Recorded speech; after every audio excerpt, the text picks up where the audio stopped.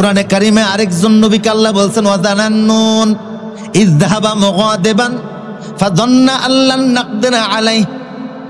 আরেকজন নবী ছিল, যেই নবীর নাম ছিল ওয়াজানান্নুন। আল্লাহ বলছেন ওয়াজানান্নুন মানে মাছওয়ালা। কি ওয়ালা? মাছওয়ালা একজন নবী ছিল, যার নাম ছিল হযরত ইউনূস।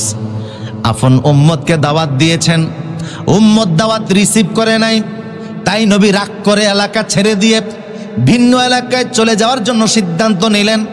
সামনেই পড়ল একটা নদী, নদী পাড়ি দেওয়ার জন্য তিনি কিস্তিতে উঠলেন। কিস্তির মাঝে যখন কিস্তি নিয়ে নদী দিয়ে ছুটে চলল, তখন দেখে কিস্তি যায় না, লোকজন বেশি হয়ে গেছে, তাই কিছু লোকের নামানো দরকার। কিন্তু কোনো যাত্রী কিস্তি দেখে নামতে চায় না। মনোযোগ আছে আপনাদের? কোনো যাত্রী নামতে চায় না, কাকে নামাবেন? তাই নৌকার মাঝে, কিস্তির মাঝে তিনি লটারি দিলেন, কারে নামানো যায়। প্রথমবার লটারিতে হযরত ইউনূস আলাইহিস সালামের নাম উঠল। অন্য যাত্রীরা বলল না, ওনাকে নামতে দেওয়া যাবে না, কারণ উনি ভালো মানুষ, শরীফ মানুষ, ভদ্র মানুষ, ভালো করে আমরা ওনাকে চিনি, ওনাকে নামানো যাবে না। কিস্তির মাঝে দ্বিতীয়বার লটারি দিল, দ্বিতীয়বার ওনার নাম উঠল। তৃতীয়বারও লটারি দিল, তৃতীয়বার ওনার নাম উঠল। যাত্রীরা কিংকর্তব্য বিমর হয়ে গেল।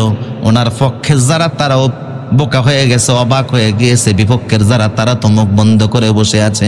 হযরত ইউনূস দেখলেন নামলে ওনাকেই নামতে হবে, তাই তিনি একটা ঝাঁপ দিলেন। আল্লাহ সাগরের মাছকে বললেন ইউনূসকে ধরে ফেলো। উনি সাগরের মাছের পেটের মধ্যে করে সাগরের তলদেশে চলে গেলেন। কেন আল্লাহ ওনাকে মাছের পেটে নিলেন? উনি যে এলাকা ত্যাগ করছে আল্লাহর কাছে ভালো লাগে নাই, কারণ উনি নবী।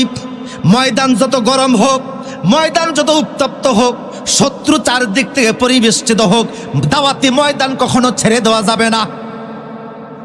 কথা বলো ঠিক কিনা? জেল আসবে, জুলুম আসবে, হামলা আসবে, মামলা আসবে, ফাঁসির কাছে যাওয়া লাগবে, তারপরেও হক কথা বলা বন্ধ করা যাবে না।